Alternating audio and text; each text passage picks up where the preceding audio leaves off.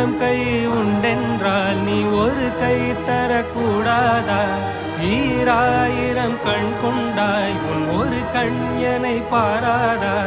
உன்னில் சரணடைந்தேன் இனி நீ கதியே.